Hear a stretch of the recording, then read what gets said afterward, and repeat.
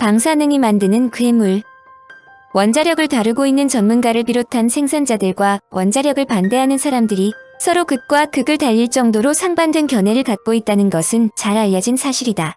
원자력에 종사하는 사람들은 원자력의 필요성과 중요성을 강조하는 반면 원자력을 반대하는 사람들은 여하튼 원자력에 관한 기술은 적어도 한국에서는 사라져야 한다고 강조한다. 이것은 방사능에 대한 공포 때문이라고 해도 과언이 아니다.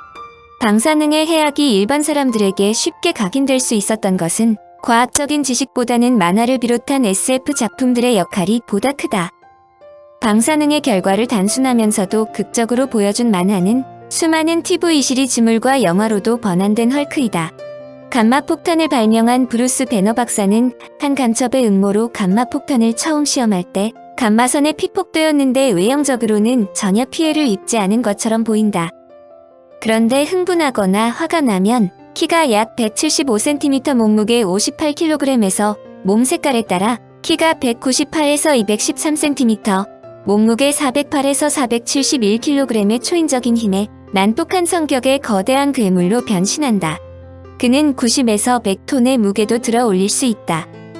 처음에는 회색으로 변신했는데 나중에는 초록색으로도 변신할 수 있다. 로이스 그레시 박사는 헐크가 초록색으로 변한 것은 원래 임세상의 실수였다고 말한다. 그런데 초록색 헐크가 예상보다 좋은 반응을 얻자 만화가인 커비가 아예 헐크가 여러 색깔로 변할 수 있도록 시나리오를 변경했다. 한마디로 색깔이 달라질 때마다 성격이 달라진다. 제2차 세계대전이 끝나자마자 원자폭탄은 만화책을 비롯하여 모든 SF물에서 각종 악한이나 범죄자, 소위 불량 국가들이 가장 사용하기 쉬운 위협수단이었다. 히로시마와 나가사키에 떨어진 원자폭탄이 만들어낸 끔찍한 파괴 현장 사진들이 교과서에 실렸고 원자폭탄 실험에 대한 이야기들이 거의 매일 언론 매체에 보도됐으므로 일반인들은 자연스럽게 방사능의 해악을 이해했기 때문이다. 더욱이 원자력에 종사했던 전문가들조차 원자폭탄이 세상을 황폐화시키고 파괴시킬 수 있으며 이는 절대 기후가 아니라고 주장했다. 실제로 TNT가 폭발할 때는 온도가 수천 도까지밖에 올라가지 않지만 원자폭탄이 만드는 버섯구름의 온도는 수백만 도이므로 공포심을 주기에는 비교할 정도가 아니다. 과학자들이 강력한 방사선이 동물 조직에 어떤 영향을 미칠지 확신하지 못하는 순간에 이미 수많은 영화와 만화에서 방사선에 피폭된 괴물들을 창조해내자 방사능은 괴물을 만드는 장본인이라는 인식이 깊이 부각되기 시작했다. 그 중에서도 헐크는 원자폭탄 방사선이 낳은 부산물로 그 명성을 날렸다. 헐크가 사람들에게 큰 인기를 끈 것은 선한 사람과 괴물이라는 두 모습을 한 몸에 지니고 있었기 때문이다. 한 몸에 들어있는 두 가지 인격이라는 개념은 진보했지만 방사선의 영향은 지대했다. 방사선으로 인한 괴물은 계속 탄생했는데 헐크에 버금갈 정도로 유명해진 만화의 주인공은 스파이더맨이다. 책을 좋아하는 겁쟁이 피터 파커는 방사선 시연을 보여주는 과학 전시장에서 우연히 방사선에 쪼인 거미에게 물린다. 거미에 물린 피터는 자신이 거미의 능력을 얻게 되었다는 것을 알아차린다. 거미의 힘과 속도, 민첩성, 달라붙는 능력 등을 갖게 된 것이다. 스파이더맨이 공전의 흥행에 성공할 수 있었던 것은 다른 슈퍼 영웅처럼 처음부터 완벽한 것이 아니라 계속 실수를 저지르면서 교훈을 배워가기 때문이다. 그는 경찰이 도와달라는 요청도 무시하고 조물에게 악당이 달아나도록 방치한다. 악당들을 저지하는 일은 자신이 할 일이 아니고 경찰이 할 일이라는 것이다. 물론 사건은 기묘하게 꼬여 조물에게 악당이 피터의 삼촌 벤을 살해한다. 범인을 잡았을 때 자신이 일찍 경찰의 도움 요청을 무시하지 않았다면 삼촌이 살해되지 않았을 것이라고 깨달으면서 책임을 토대로 하는 인생을 살아간다. SF물에서 방사능에 의한 여파는 인간의 변형에만 등장하는 것은 아니다. 거미나 개미가 방사능에 의해 거대화되어 지구를 초토화시키는 것도 다반사이며 돌연변이 인간이나 괴물이 태어나는 요인으로 방사능을 도입하면 독자들도 큰 거부 반응 없이 넘어간다. 사실상 SF 영화에서 방사능으로 돌연변이 인간이 되거나 괴물이 되지 않는 캐릭터가 나오지 않는다면 재미없는 내용이 된다고 이야기할 정도이다. 그런데 감마선은 빛과 마찬가지로 일종의 전자기 복사선이다. 우주에는 많은 종류의 전자기파가 있는데 그 중에 인간의 눈에 보이는 것은 극히 일부에 지나지 않는다. 감마선은 X선 전파, 자외선, 적외선처럼 우리의 눈에 보이지 않으면서도 극단적으로 높은 에너지를 가진 아주 짧은 파동이다. 감마선은 세슘 137, 코발트 60, 우라늄 235 같은 방사성 물질로부터 방출된다. 그런데 헐크의 원주인공 브루스 배너 박사는 감마선에 정통으로 노출되어 가이거 개수기가 요란스럽게 뚜뚜뚜 소리를 낼 정도로 방사성을 몸에 많이 갖게 되었다고 설명된다. 감마선에 심하게 노출되면 가이거 개수기가 소리를 내는 것은 사실이다. 방사선에 얼마나 피폭되었는지를 측정할 때 램이란 단위를 사용하는데 만약 브루스 배너의 몸에서 가이거 개수기가 뚜뚜뚜 소리가 날 정도로 피폭되었다면 그는 1000램 이상의 방사선에 노출되었다는 것을 뜻한다. 그런데 중요한 것은 감마선을 맞았다고 해서 사람을 변신시키는 것은 아니다. 그 대신 화상, 사망의 원인이 되는데 학자들은 800램 이상 피폭된 자는 며칠 내에 사망한다고 설명한다. 강한 방사선은 대체로 한 가지 일에 절대적인 위력을 발휘하는데 그 일은 인간을 변형시키는 것이 아니라 죽이는 것이다. 그러므로 만화나 SF 영화에서 사람이 다반사로 변형되는데 실제 상황에서 그런 일이 일어나지 않는다는 것을 인식하는 것은 원자력을 이해하는 첩경이다. 그러나 현재 가동되고 있는 원자력 발전소의 경우 방사능 유출에서 자유로울 수 없다. 원자력 발전소 자체가 방사능을 전제로 하기 때문이다. 그러자 학자들이 이 문제 해결에 발벗고 나섰다. 적어도 후쿠시마와 같은 초유의 사태를 근본적으로 막을 수 있는 새로운 원자력 발전소를 건설하자는 것이다. 토륨 원자력 발전소. 2017년 세계를 깜짝 놀라게 하는 발표가 있었다. 네덜란드에서 토륨을 원료로 하는 원자로 개발을 위한 실험에 착수한다는 것이다.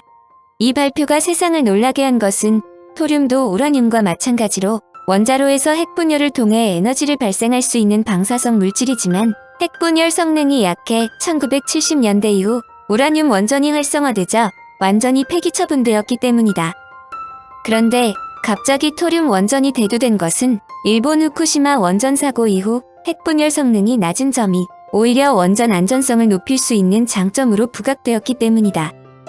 각국에서 우라늄을 사용하는 원자력 발전소를 대체하는 방법으로 신재생 에너지를 거론하지만 이들만으로 당장 화석 연료를 대체할 수 없으므로 온실가스를 배출하지 않는 원전이 현실적인 대안으로 꼽힌다. 그중 가장 유망한 방법으로 제시되는 것이 토륨 발전소라는 뜻이다. 토륨은 원전 연구 초창기부터 연료 후보로 꼽혀왔던 물질이다. 지금까지 인류가 발견한 핵종은 3,300개가 넘는다. 하지만 인위적으로 만들어야만 하는 핵종이나 반감기가 너무 짧은 핵종을 제외하면 인류가 실제로 접할 수 있는 핵종 수는 393개에 불과하다. 이 가운데 전혀 핵분열을 일으키지 않는 안정핵종 255개를 제외하고 반감기가 우주 나이보다 길어서 역시 핵분열을 유도하기 어려운 핵종들을 제외하고 나면 원전에 이용할 수 있는 방사성 핵종 후보는 우라늄과 플루토늄 등 극히 일부밖에 남지 않는다. 토륨도 바로 이런 핵종 중 하나다. 바닷가 모래 등에 풍부하며 매장량도 우라늄보다 4배 많다. 산출국이 한정된 우라늄에 비해 토륨은 세계 곳곳에 비교적 고르게 퍼져 있기도 하다. 하지만 토륨은 한 가지 큰 단점이 있었다. 우라늄은 적은 에너지로 스스로 핵분열을 일으킬 수 있고 그 상태를 계속 유지할 수 있다. 토륨은 다소 다르다. 우라늄은 한번 불만 지펴주면 계속해서 활활 타오르는 불쏘시개와 같은데 반해 토륨은 불도 잘 안 붙고 잘 꺼진다.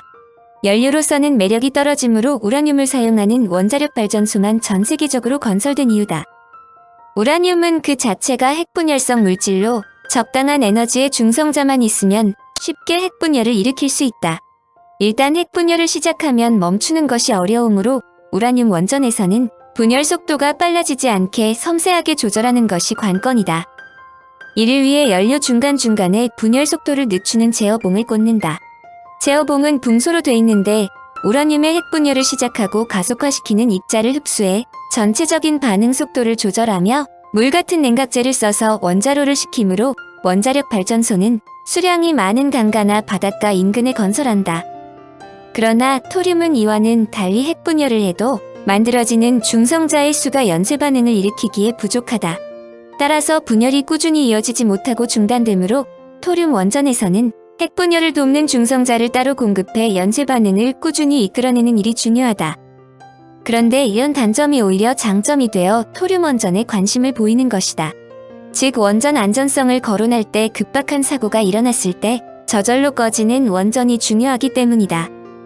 일본 후쿠시마 원전 사고는 효율 면에서 큰 장점이었던 우라늄 원전의 연쇄 반응이 얼마나 위험할 수 있는지를 보여줬다.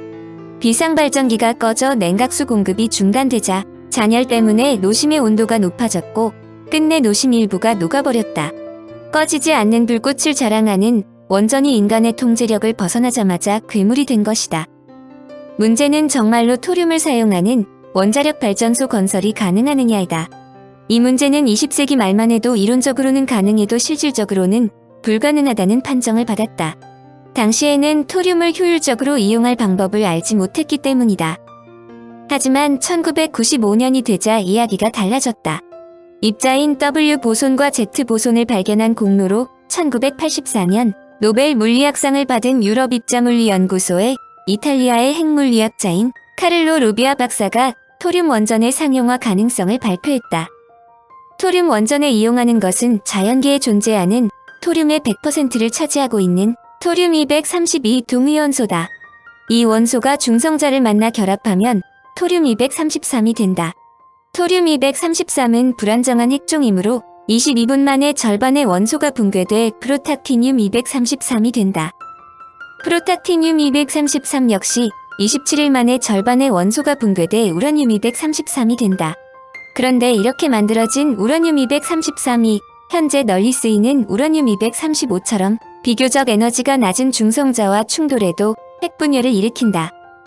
우라늄 원전은 핵분열 과정에서 발생하는 중성자의 수가 투입되는 중성자의 수보다 많아 계속해서 핵분열 연쇄 반응을 일으킬 수 있다.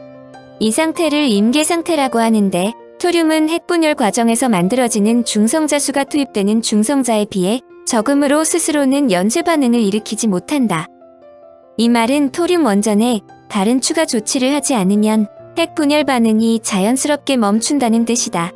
따라서 토륨을 원전의 연료로 쓰려면 중성자 수를 보충해야 하므로 토륨과 함께 우라늄 235나 우라늄 238 또는 플루토늄과 같은 초우라늄 핵종, 즉 우라늄보다 원자 번호가 높은 핵종을 일부 섞어주면 된다. 서울대학교 황일순 교수는 연료에 우라늄과 플루토늄을 20% 섞어주면 임계 상태로 만들 수 있다고 말했다. 물론 우라늄과 플루토늄을 사용함으로 온전한 의미의 토륨 원전은 아니다. 이런 문제점이 제기되자 루비아 교수가 역시 대안을 제시했다. 원전에 선형 가속기를 도입한 형태로 만들 수 있다는 것이다. 가속기를 이용해 고속으로 가속시킨 양성자를 납이나 텅스텐에 충돌시켜 다량의 중성자를 만들어 이 중성자를 토륨과 충돌, 핵분열을 일으키자는 것이다. 그러므로 루비아 교수는 가속기를 도입한 토륨 원전은 우라늄 원전과는 근본 원리가 다르므로 원자로라는 용어 대신 에너지 증폭기라는 용어를 제안했다. 토륨 원전의 실용성은 2005년 스위스에 0.67V대에 약 1MW의 실험용 원전 PSI가 만들어지면서 검증이 됐다.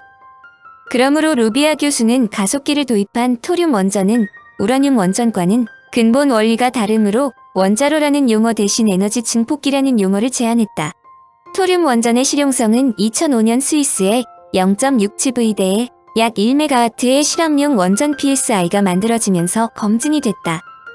토륨 원전의 장점은 우라늄 원전이 갖고 있는 문제점을 원천적으로 해결할 수 있다는 점이다. 먼저 고준위 핵폐기물 문제가 해결된다. 기존의 우라늄 원전에서 핵폐기물이 문제가 되는 것은 우라늄 235와 우라늄 238 중 우라늄 235만을 태울 수 있기 때문이다. 자연 우라늄에서 우라늄 235는 전체의 0.7%에 불과하고 나머지 대부분은 우라늄 238이다. 따라서 우라늄 농축 과정을 거쳐 우라늄 235의 비율을 3에서 5%로 높여 사용한다. 문제는 핵분열 결과로 만들어지는 플루토늄과 넵튠, 아메리슘, 휘륨 등 화학 독성이 강한 초우라늄 방사성 핵종들은 타지 않고 남는다. 반면에 토륨은 100% 연료로 이용 가능한 핵종을 이용하는 데다 에너지 증폭기가 고속로 시스템이므로 초우라늄 핵종까지 태울 수 있다. 엄밀하게 말한다면 독성이 낮은 핵종으로 바뀌는 과정으로 이를 핵변환이라고 부른다. 핵발전소에서 가장 우려하는 것이 안전성인데 토륨은 원전이 정지하면 중성자를 공급받지 못해 바로 핵분열을 멈춘다. 덕분에 냉각수가 공급되지 않아도 토륨에서 나오는 연료 원자로가 녹아내릴 우려가 없다. 또한 토륨 원전에서 나오는 사용 후의 연료의 83%는 10년 내 방사능이 안전한 수준으로 떨어지고 나머지도 500에서 600년 이내 석탄 탄광 수준으로 낮아진다. 같은 기간 가압 수형 원자로에서 나오는 폐기물의 독성은 거의 2만 배 높다. 우라늄 원전 폐기물의 독성이 토륨 폐기물과 같은 수준으로 떨어지려면 10,000년 이상의 시간이 필요하다. 또 한 가지 장점은 플루토늄이 생기지 않는다는 사실이다. 플루토늄은 핵무기 제조에 이용될 수 있다. 원전 개발 초기 단계에 각국에서 토륨이 아닌 우라늄을 선택한 배경에는 핵무기 개발도 한몫을 했다. 여하튼 루비아 박사가 토륨 원전이 실무적으로 가능하다는 논제를 제기한 이후 세계 각국은 토륨 원전 개발 경쟁에 뛰어들었다. 미국은 냉각제로 용융염을 사용하고 연료는 토륨을 사용하는 용융염 원자로 개발에 착수했다. 중국은 이 방식을 개선한 액체불소화 토륨 원전 연구에 뛰어들었고 당초 2030년대에 토륨 원전을 가동하려 했으나 후쿠시마 사고 후 2024년 가동으로 앞당겼다. 미국에서는 마이크로소프트 창업자 빌 게이츠가 설립한 미국 테라파워사가 토륨 원자로를 개발하고 있고 유타주도 토륨 원전 개발업체인 알파테크 리서치 코퍼레이션을 지원하고 있다. 세계 4위의 토륨 산지인 인도도 기존 원전에 토륨을 반응시켜서 우라늄 233을 얻은 뒤 다시 핵분열을 거치는 3단계 방식에서 루비아 교수가 이야기한 가속기 기반 원전으로 방향을 바꿨다. 물론 토륨 원전의 한계도 분명히 있는 것은 사실이지만 기존 우라늄 원전을 대체할 수 있다는 실현 가능성을 무시할 수 있는 것은 아니다. 골머리 아픈 원전의 문제를 기본적으로 해결할 수 있다는 것이야말로 즐거운 소식이 아닐 수 없다. 바다에서 가동되는 원자력 발전소. 원자력 발전소의 문제점이 여러 면에서 제기되자 우라늄 원자로를 바다로 옮겨 안전성과 활용도를 높이자는 연구도 활발하다. 원전을 바다 위 바지선이나 수중에 건설하면 후쿠시마 원전 사고를 부른 천재지변의 피해를 방지할 수 있기 때문이다. 특히 쓰나미는 육지에 엄청난 물을 쏟아내지만 바다에서는 보통 수준의 물결에 그친다. 바다 원전은 주변이 온통 바닷물이라 사고가 났을 때 냉각수 걱정할 필요도 없다.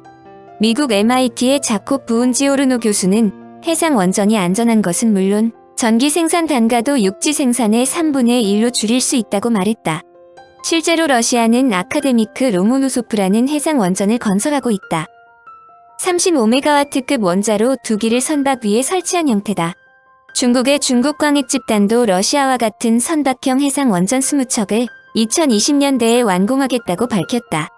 중국은 해상 원전으로 영토 분쟁 지역인 남중 국해에서 자국 인공섬에 전력을 공급하는 전략적 목적으로 운영한다는 방침이다. 해상 원전의 가장 큰 위험 요인은 태풍이다. 그러므로 선박이 늘 바람의 방향으로 뱃머리를 잡게 돌려 파도가 선박 옆을 강타하지 않도록 설계한다. 학자들은 이런 설계로 만년에 한 번 올까 말까한 규모의 태풍까지도 견딜 수 있다고 주장한다. 프랑스는 아예 태풍의 위험마저도 피할 수 있게 육지에서 15km 떨어진 바다 밑에 원전을 건설하는 방안을 추진 중이다. 수중 원전에서 생산한 전기는 수중 케이블로 육지로 전송한다. 육지에서도 원자로를 물속에 통째로 넣는 소형 모듈 원전도 구상 중이다. 모든 장비가 원자로 안에 다 들어가고 사고가 나도 원자로 주변의 물로 열을 식힐 수 있다는 것이다. 20세기에 들어와 물리와 화학은 19세기 말에 있었던 X선과 방사선의 우연한 발견으로부터 급속도로 발전하여 드디어 원자력 발전소 건설이라는 것까지 도달하였다. 독자들은 이것이 지구상에 건설되기까지 수많은 학자들에게 노벨상이라는 영예를 안겨주었다는 것을 알았을 것이다. 거의 모든 학문이 선악의 두 얼굴을 갖고 있다고 한다. 원자폭탄과 같은 무기는 가장 유명한 과학자, 즉 노벨상 수상자들이 전적으로 매달려 개발한 것이다. 그러나 원자폭탄이 문제점이 있는 것이라면 그 문제점도 역시 인간이 해결할 수 있다고 필자는 생각한다. 그리고 그 문제점을 해결하는 사람에게는 노벨상이라는 과실이 떨어질 것이다. 노벨상을 탈 수 있는 분야는 항상 남아있다. 참고적으로 원자력 사고에 대해서는 그새 이야기의 화학 노벨상이 만든 세상에서 원자력 발전소의 사고에서 심층적으로 다루었으므로 참조하기 바란다.